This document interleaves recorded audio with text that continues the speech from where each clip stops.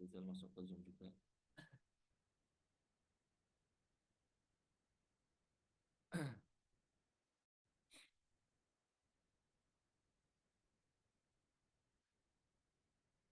Iya, coba. Tes.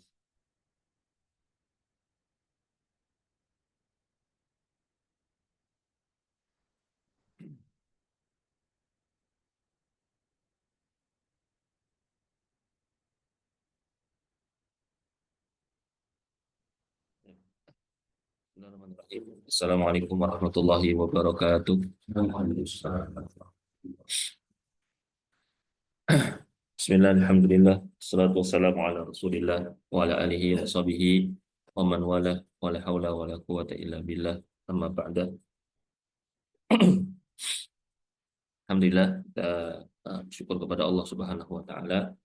Allah Subhanahu wa taala memberikan kita kekuatan untuk kita bisa bersama-sama datang di majelis ini guna kita mencoba untuk lebih mengenal sosok Nabi kita Nabi Allah Muhammad Shallallahu Alaihi Wasallam, karena dengan mengenal Nabi itu akan mendorong kita untuk mencintai Nabi, gitu ya.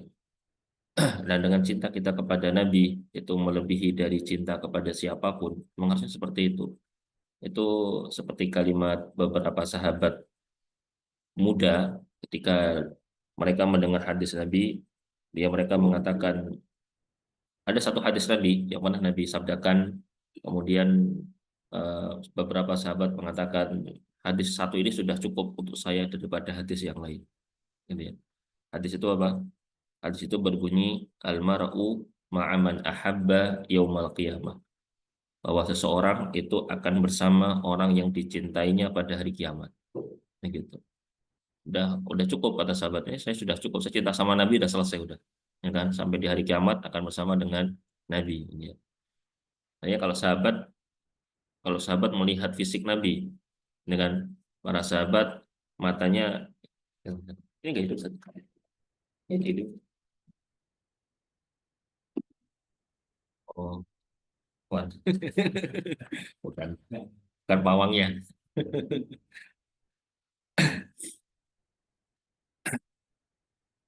Jadi satu hadis ini saja sudah cukup. Nah, pertanyaannya, bagaimana cara kita untuk bisa mencintai Nabi? Oh, kita sendiri tidak melihat Nabi, kan gitu. Karena seringkali cinta yang kita miliki itu tergantung sama visual, seringkali seperti itu. Jarang kita bisa mencintai sesuatu dari apa yang kita dengar. Makanya ketika kita sering untuk mendengar bagaimana keistimewaan Nabi, cintanya Nabi kepada kita, bagaimana perjalanan hidup Nabi, kemudian bagaimana apa yang Nabi pilih untuk umatnya dan seterusnya. Nah, ini mudah-mudahan bisa membimbing kita kepada rasa cinta kepada Rasulullah Muhammad Shallallahu Alaihi Wasallam. Baik, kita melanjutkan di pertemuan kali ini. Insya Allah kita akan bahas sekilas tentang bagaimana kelahiran Nabi dan pertumbuhan Nabi secara sederhana, gitu ya. Kalau kita sering menyebutnya dengan maulid, ya. Maulid itu dia bisa berbentuk isim zaman atau isim makan, ya. Maulid itu secara bahasa Arab bisa berarti tempat kelahiran atau waktu kelahiran.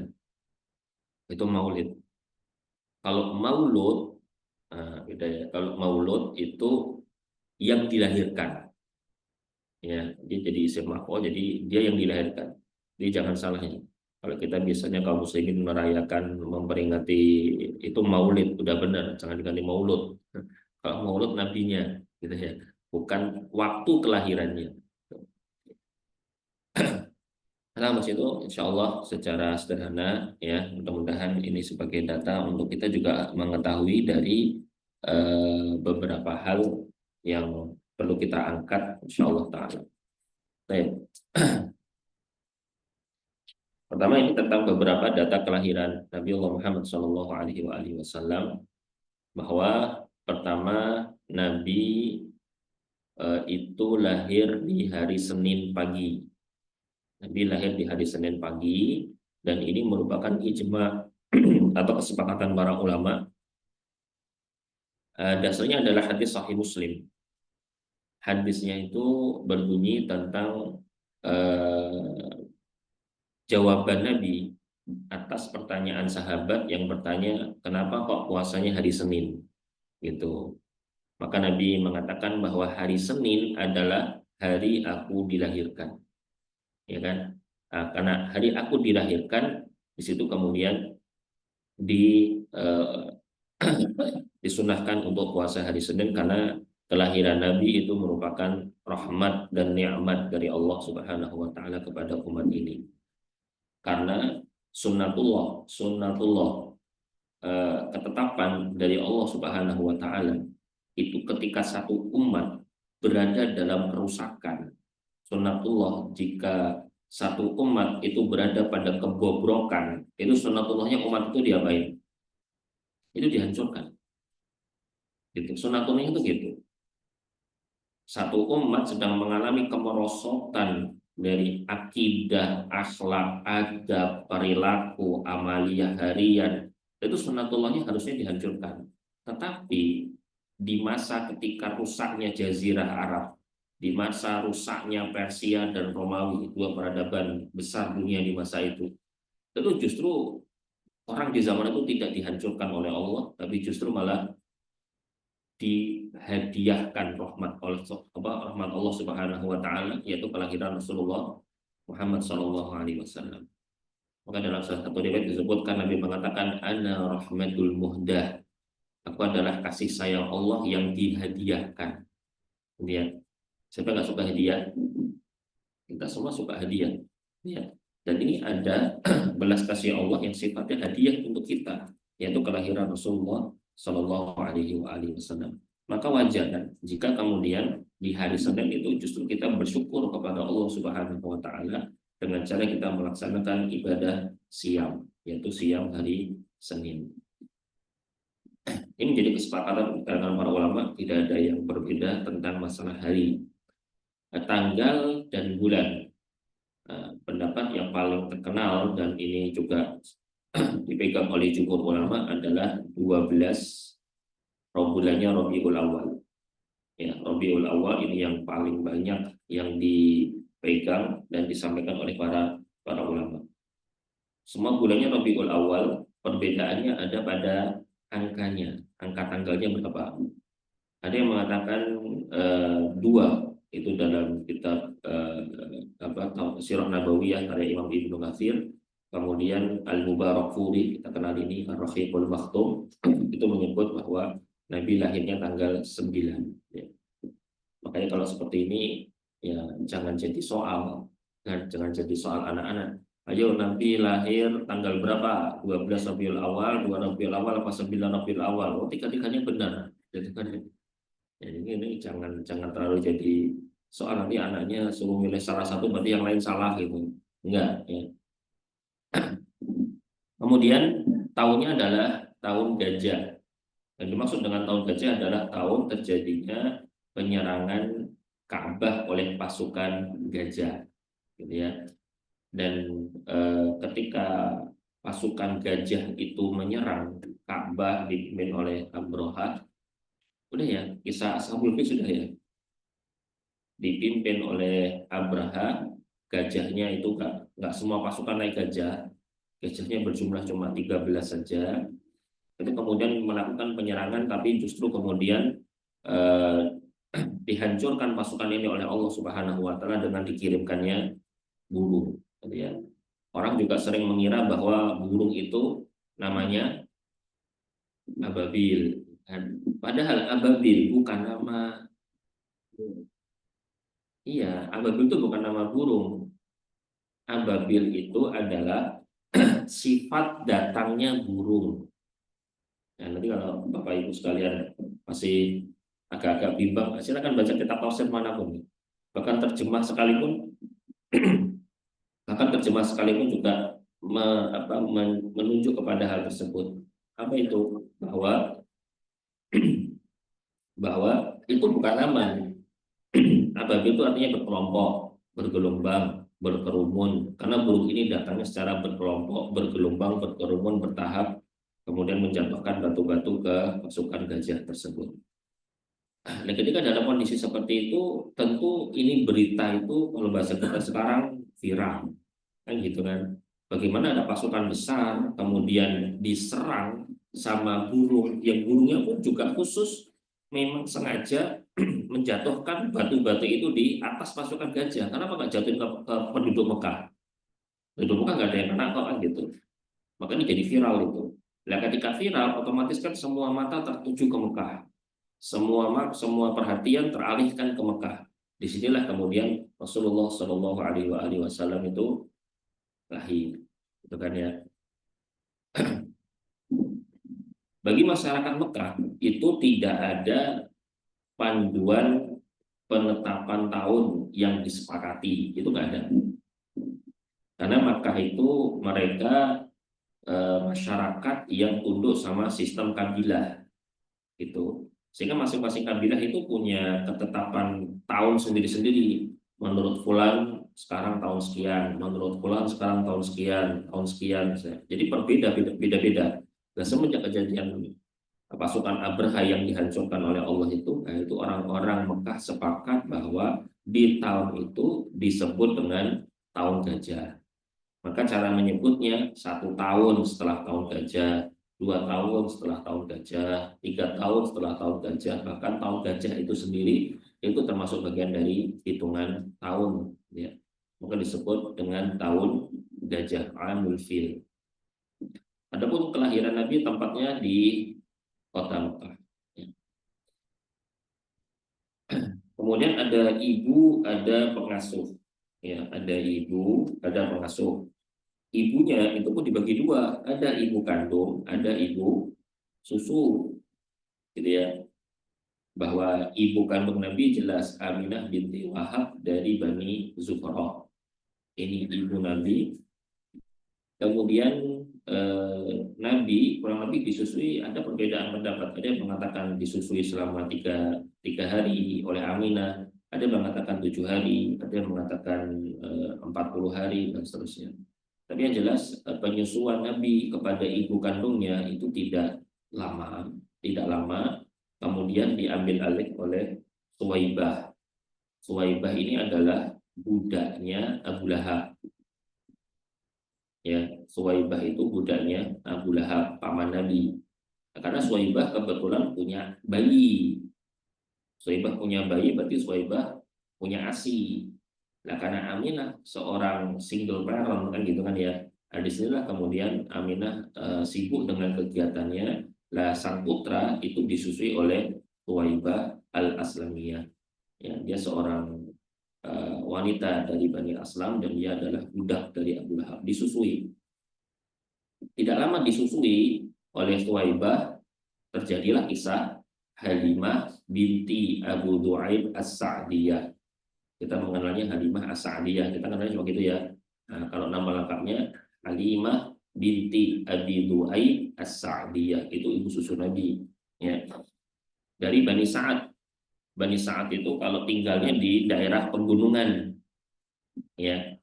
Kenapa? Karena masyarakat Arab itu punya kebiasaan bahwa bayi mereka itu rata-rata disusukan oleh wanita-wanita yang tinggal di pegunungan. Itu wanita-wanita yang di pegunungan itu mereka melihat menyusui bayi yang orang tuanya tinggal di kota itu adalah profesi, gitu. Mereka punya ASI, maka kemudian mereka datang ke kota untuk apa? Untuk menawarkan jasa penyusuan, dan itu dengan cara anaknya dibawa ke pegunungan. Kalau kita pedesaan, gitu kan ya. Dan itu lebih bagus ya, bahwa cuaca di pedesaan di pegunungan lebih bersih, gitu kan ya. Kita aja jalan dari sini aja udah asap motor pagi-pagi udah asap motor luar biasa, Masya Allah ya kan. Apalagi yang lewat bypass, truk-truknya apa lagi gitu kan, Masya Allah ya kan. Dari sisi kesehatan jelas ya kan, kesehatan lebih bersih udaranya, lebih segar ya kan. Kemudian di sisi lain dari sisi kesehatan. Dari sisi kesehatan tentu tinggal di perkampungan, tinggal di pegunungan itu lebih sehat gitu ya. Sama-sama olahraga main bola gitu kan ya.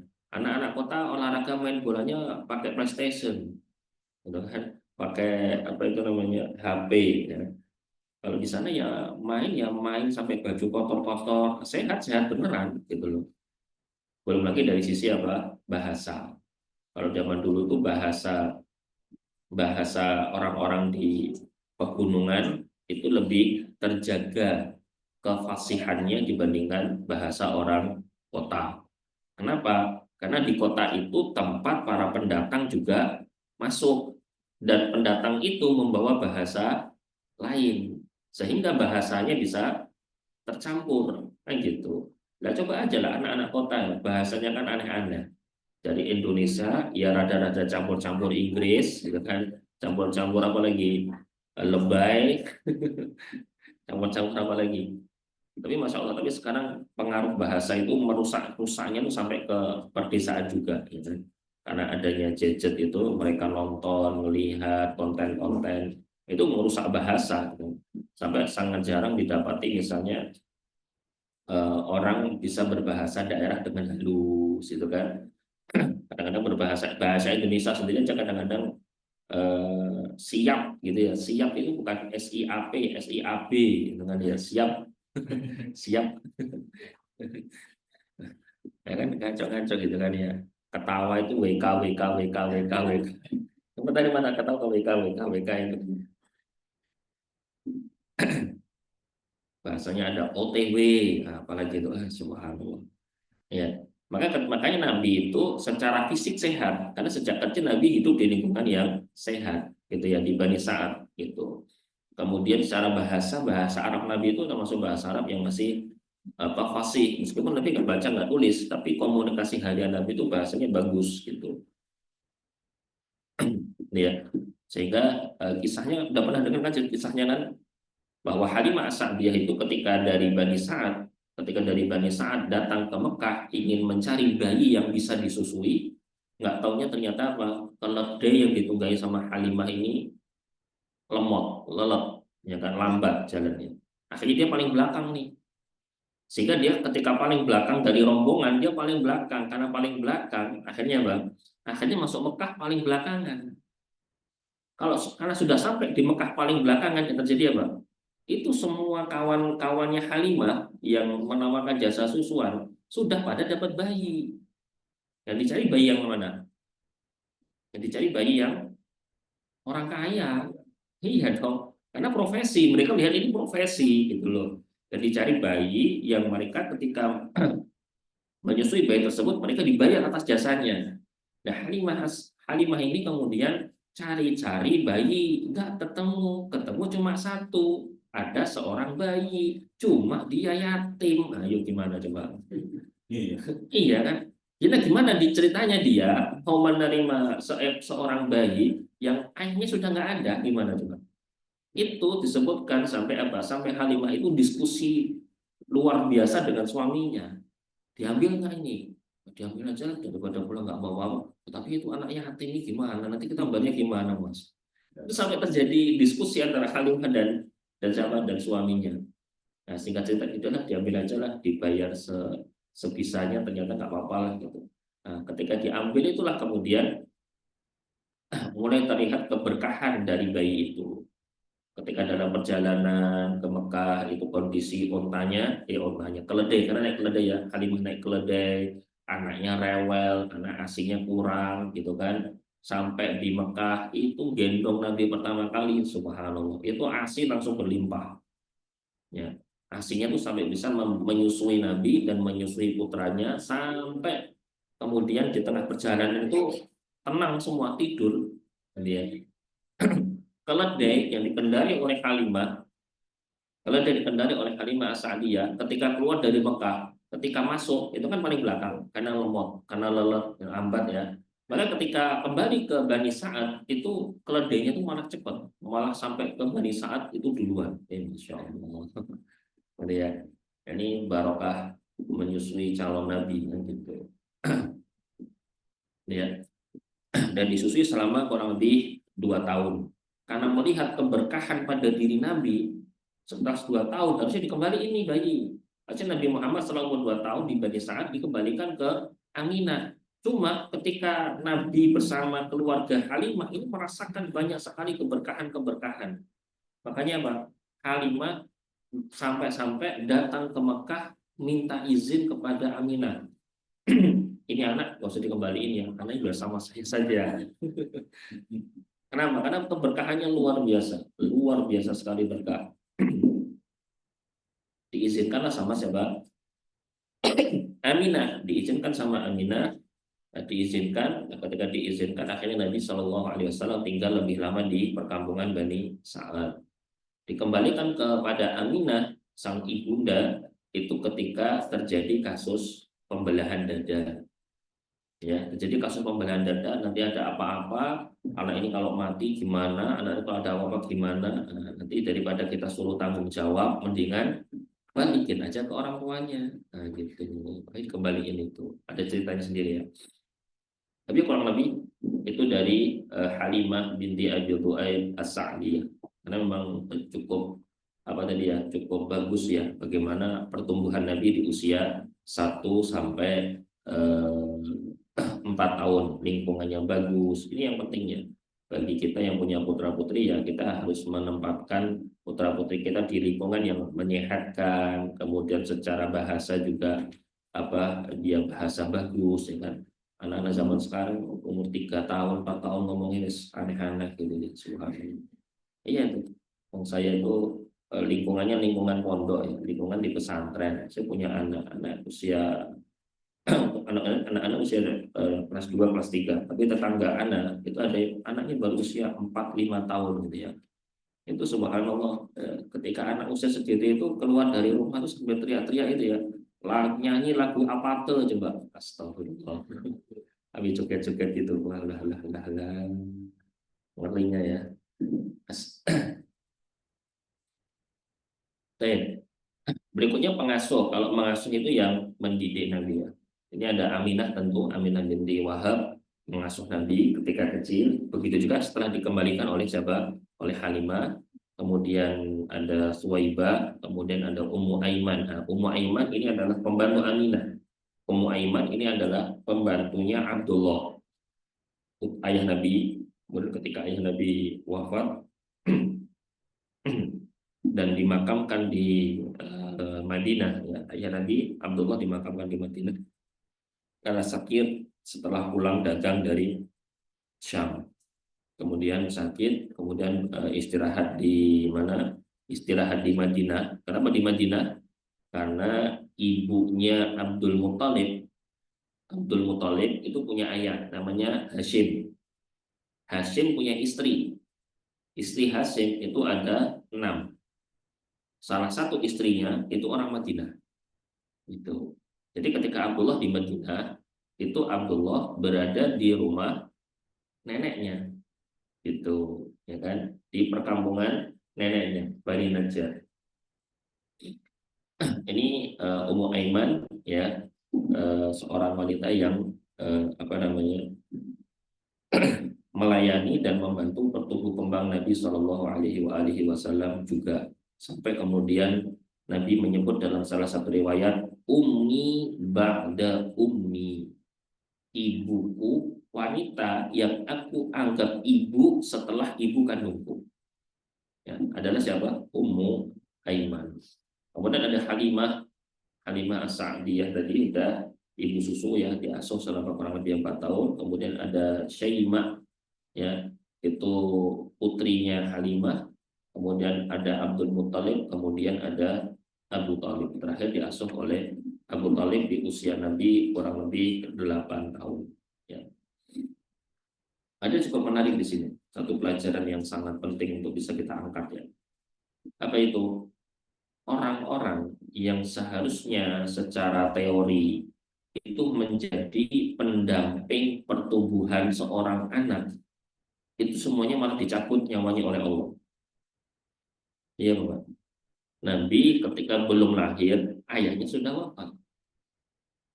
Ketika kemudian usia 4 tahun, bersama dengan bundanya, kemudian melakukan perjalanan, nggak taunya sampai usia 6 tahun, 4 tahun dikembalikan kepada Aminah, di usia 6 tahun Aminah wafat, diasuh oleh kakek Abdul Muthalib sampai usia 8 tahun. Abdul Muthalib wafat, gitu ya. Seorang anak, ya kita pun juga pernah jadi anak kan ini. Seorang anak itu kan dekatnya di antara dua, orang tua atau kakek nenek. Iya enggak? Ada nggak orang tua dekat sama paman? Eh, jarang, jarang. Apalagi di usia 0 sampai 8 tahun. Nah ini orang-orangnya semuanya dipanggil sama Allah. Ayahnya dipanggil, kemudian ibunya juga, kakeknya juga. Subhanallah. Gimana berarti? Jadi di sini dijelaskan oleh para ulama tentang hikmah bagaimana keyatiman Rasulullah Shallallahu Alaihi Wasallam. Ya, meskipun ini pembahasannya cukup panjang ya, secara sederhana saja, orang-orang yang seharusnya menjadi pendamping tumbuh kembangnya Nabi, tumbuh kembang Nabi ini kan tetap tumbuh kembang seorang manusia yang tidak lepas dari kita juga sebagai manusia. Itu kenapa orang-orang ini kemudian dipanggil oleh Allah Subhanahu wa taala? Maka kata para ulama, ini hikmahnya adalah Allah mendidik nabinya dalam masa tumbuh kembangnya untuk tidak bersandar kepada manusia, gitu ya kan.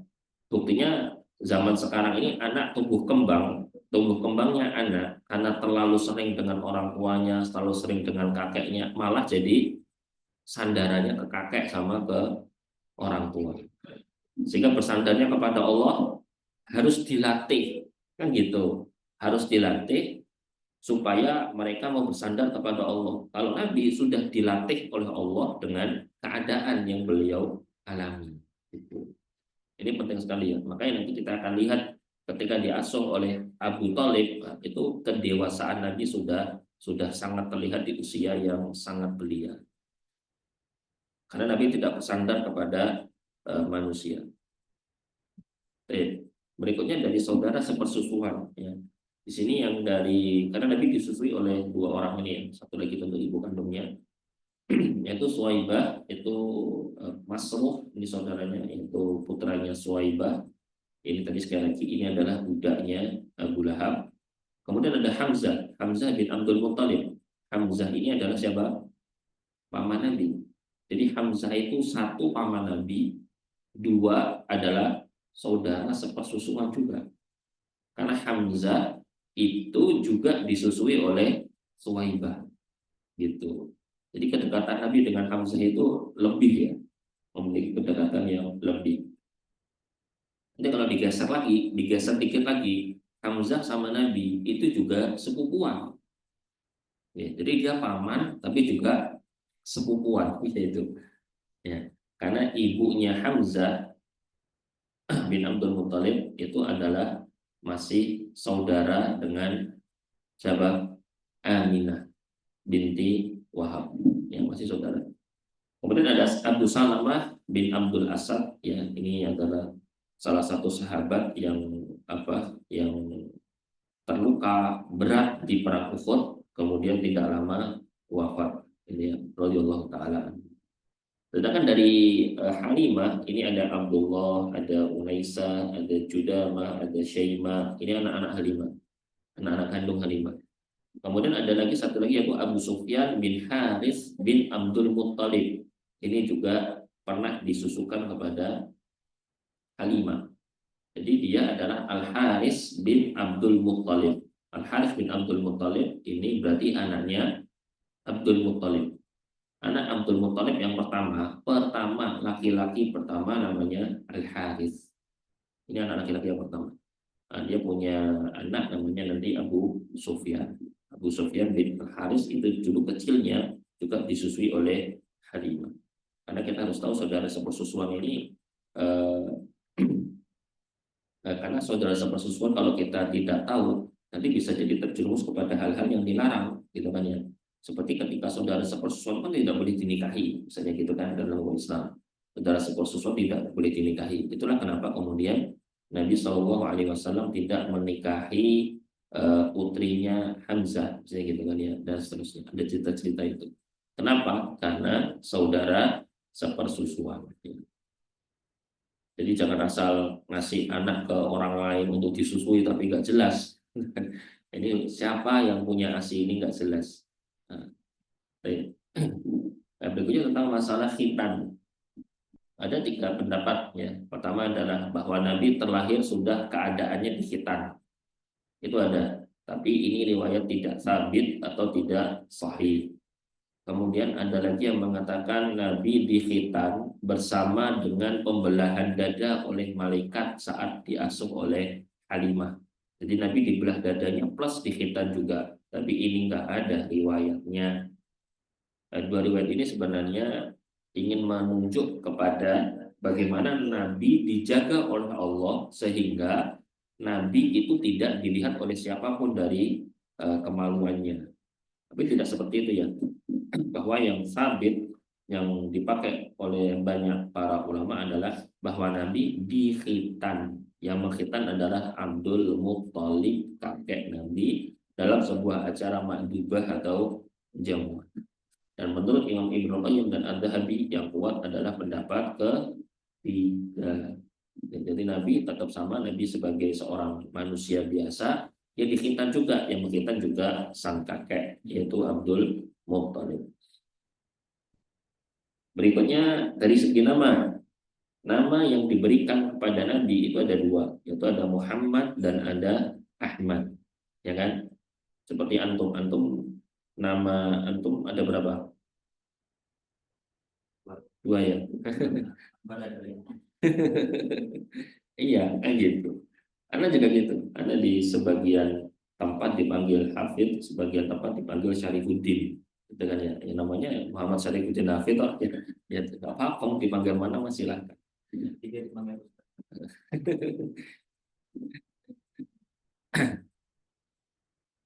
Nah kalau ini bedanya, kalau ini memang dari satu kata saja Muhammad, tapi sebagian lain mengatakan namanya adalah Ahmad.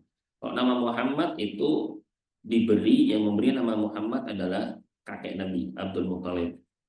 Nama Ahmad yang ngasih siapa? Wallah, tidak bisa ditelusuri siapa yang ngasih nama. Mungkin nanti bisa ditelusuri sama antum kalau tahu, bisa untuk diberitahukan kepada kamu.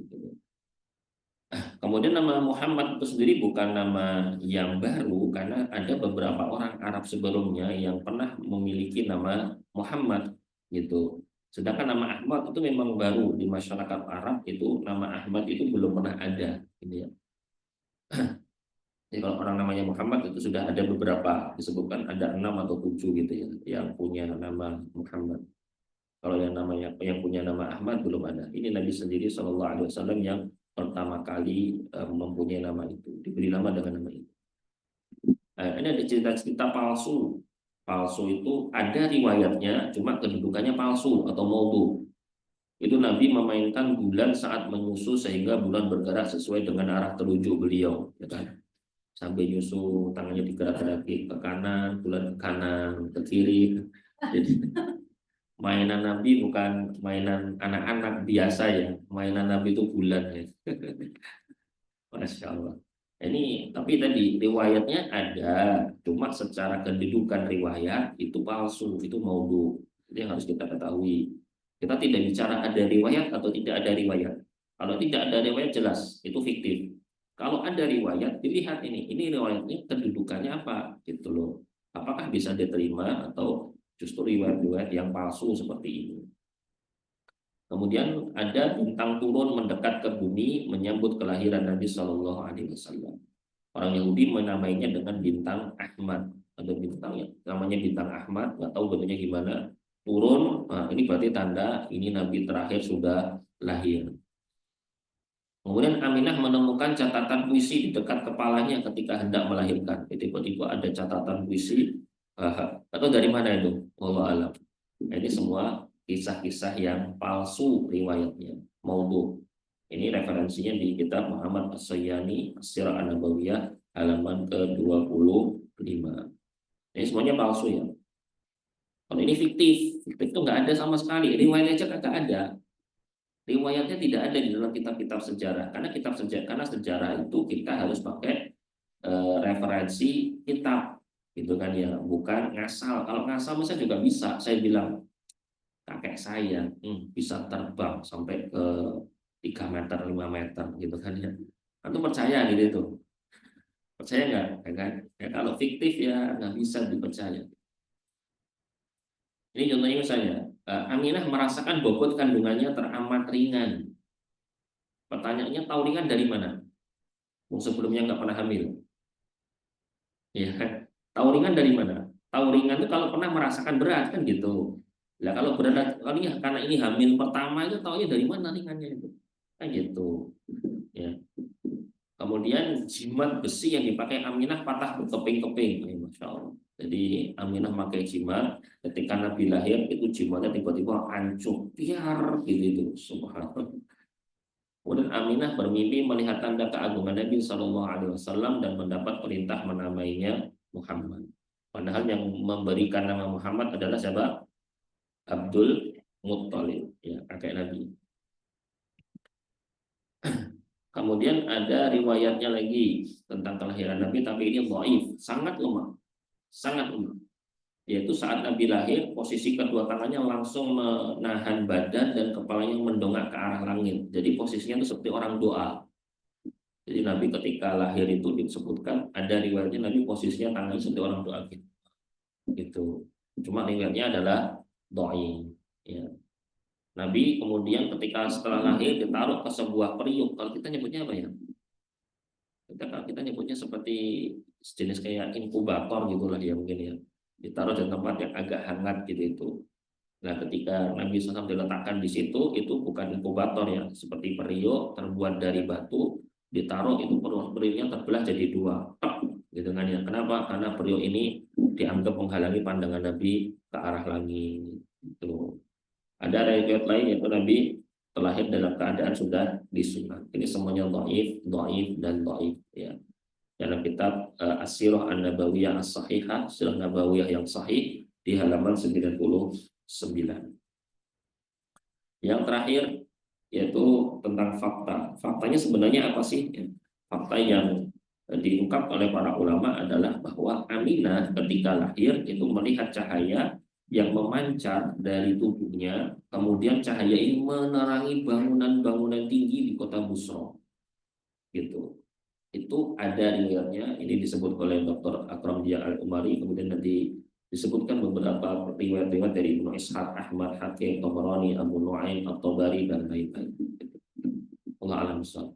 Ini kurang lebih tentang bagaimana kelahiran Nabi Muhammad Sallallahu Alaihi Wasallam yang bisa kita bahas di pertemuan ini. Ada yang dibicarakan nih jam 6.18 nih.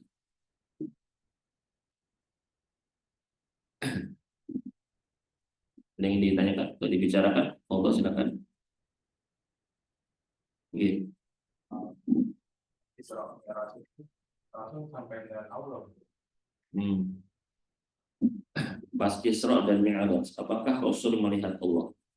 Itu pertanyaan sudah ditanyakan oleh Bunda Aisyah. Iya, Bunda Aisyah radhiyallahu taala anha itu pernah bertanya kepada Nabi Muhammad Shallallahu Alaihi Wasallam. Apa pertanyaannya? Pertanyaan adalah hal ra'aita rabbak? Apakah Anda melihat Allah, wahai Nabi? Nabi jawab, nurun ala nur. Yang aku lihat adalah cahaya, kemudian ditumpuk dengan cahaya yang lain. Nah, gitu. Jadi tidak ada manusia satupun yang pernah melihat zat Allah Subhanahu wa taala ketika masih hidup di dunia kan. Mau Nabi Muhammad, satu lagi Nabi Musa.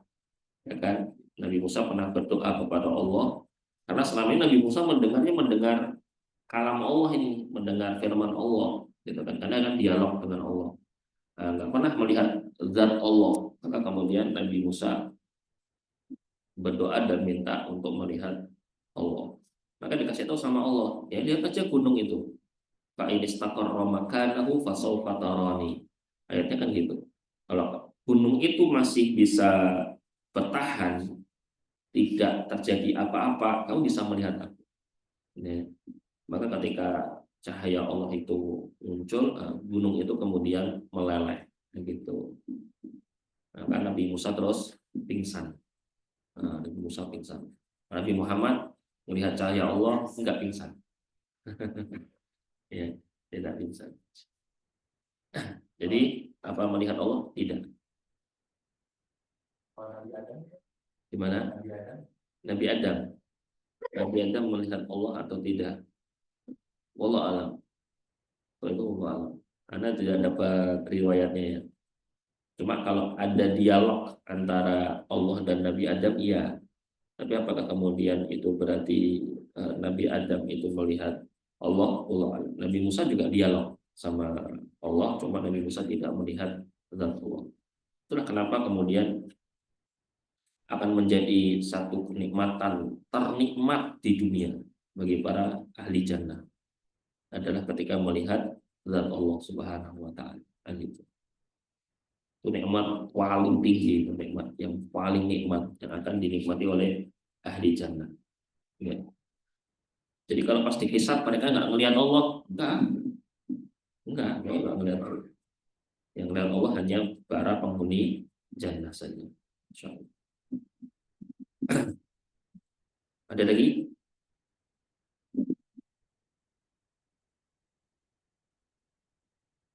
Bob ya? Ini, Bob.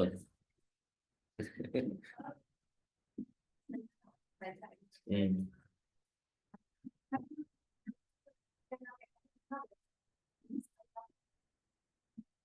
Maksudnya lengkap gimana?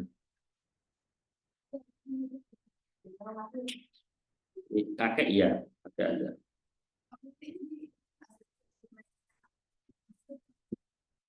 Oh iya, neneknya ya. Nenek dari pihak ayah. Istrinya Abdul Muthalib. Ustaz Abdul Muthalib ada berapa? Istri Abdul Muthalib itu ada 4 ya, 4 atau berapa gitu. Kalau nenek kandung juga sudah tidak ada. Yang ada pokoknya apa nenek tiri ya. Ada nenek tiri ya. Ada. Karena Abdul Muthalib itu kan putra putrinya 16. 16 itu dengan dengan 10 laki-laki, 6-nya perempuan. Itu putra putrinya. Nah, dan itu tidak dari seorang istri. Enggak, ya. Enggak dari seorang istri. Salah satu istrinya itu kan Salma binti Amr. Salah satu istri Abdul Muthalib itu Salma binti Amr. Nah, Salma binti Amr itu adalah eh, Salma binti Amr atau Fatimah binti Amr? Oh, Fatimah bukan Salma. Fatimah binti Amr itu salah satu dari istri Abdul Muthalib. Nah, Fatimah binti Amr itu nanti melahirkan beberapa anak, 4 atau 5 gitu. Cuma yang laki-laki cuma 2. Satu Abdullah, 2 Abu Thalib. Gitu. Abdullah dan Abu Thalib itu saudara kandung, seayah seibu gitu. Makanya ketika Abdul Muthalib itu dalam kondisi sakit menjelang wafatnya menitipkan pengasuhan Muhammad kepada Abu Thalib gitu. Kenapa? Karena Abu Thalib ini saudara kandungnya Abdullah. Gitu, satu ayah satu ibu. Kalau yang lain kan paman-paman Nabi yang lain misalnya ada Abbas, ada Hamzah, ada Abu Lahab, gitu kan. Itu kan juga paman-paman Nabi yang lain. Itu tidak satu ibu, cuma satu ayah saja. Ayahnya sama, ayahnya Abdul Muttalib. Nah, untuk nenek kandung Fatimah binti Amr itu sudah tidak ada. Ya, disebutkan sudah wafat sebelum Abdul Muttalib, karena Abdul Muttalib disebutkan wafat usianya 100 berapa gitu, 102 atau 100 berapa gitu. Wafat ini memang sudah sangat sepuh gitu ya, sudah sangat tua. Nah, istrinya usianya pasti nggak nyampe segitu kan. Allah alam. Itu yang pernah saya baca ya, pernah saya baca.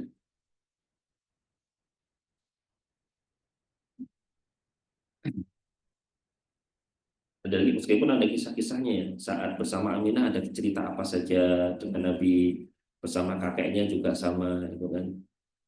Maka sampai kemudian muncul beberapa tulisan tentang manajemen jadi kakek.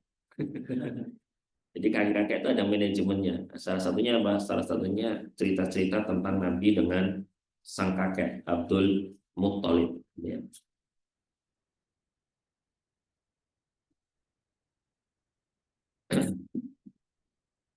Makanya ketika Nabi bersama Abu Talib, Abu Talib itu ya paman kandung, iya. Abu Talib itu yang diamanahi sama Abdul Muttalib untuk merawat Nabi, mengasuh Nabi, iya. Cuma masalahnya, ada masalahnya. Apa masalahnya? Masalahnya Abu Abu Talib itu, paman Nabi itu, anaknya banyak. Anaknya banyak. Yang kedua, selain anaknya banyak, orangnya juga tidak kaya. Nah, kan? Insya Allah ya. Makanya salah satu kebiasaan Nabi, itu kebiasaan Nabi itu, kalau Abu Talib ngasih makan ke anak-anaknya, gitu ya, memberikan hidangan makan kepada anak-anaknya, itu Nabi itu tidak mau mendekat. Ya wajar kan kalau dikasih, kalau saya kita ini ya punya beberapa saudara pas kecil dulu kan, orang tuanya ngasih nampak isinya nasi sama ayam, langsung rebutan, gitu kan ya. Nabi melihat gitu itu, Nabi tidak ikutan, Nabi apa namanya, tidak mendekat dan tidak berlomba dan menjauh dari situ. Kenapa? Nabi itu di usia segitu sudah sadar, saya ini mau bagaimanapun bukan anak kandung, itu, ya kan? Sampai di usia 9 tahun, 10 tahun tuh Nabi sudah punya level kedewasaan berpikir seperti itu. 8, 9, 10 berarti kelas berapa SD dia? 4 ya, 4, 5. 3, 4, 5 SD, insya Allah. Itu sudah punya kedewasaan berpikir seperti itu. Makanya kan nanti di usia-usia 11 tahun Nabi ngapain? Menggembala domba. Kan gitu. Sampai tadi ya dalam di level yang seperti itu Rasulullah. Karena tadi ya, karena seperti yang sudah tadi disinggung bahwa diambilnya orang-orang yang justru dekat dengan Nabi, yang di manusia normal seperti kita itu adalah orang-orang yang sangat penting dalam tumbuh kembang kita atau seorang anak, itu memang diambil oleh Allah dalam rangka Allah ingin mendidik langsung nabinya supaya tidak bersandar kepada makhluk, ya, tapi harus bersandarnya kepada Khalik. Allah alam. Sudah cukup, ya. Insya Allah kita akan sambung di kesempatan berikutnya. Barakallahu fikum. Wafaqanallahu jami'an. Subhanallahumma rabbana bihamdika asyhadu an la ilaha illa anta astaghfiruka wa atubu ilaihi walhamdulillahi rabbil alamin. Assalamualaikum warahmatullahi wabarakatuh.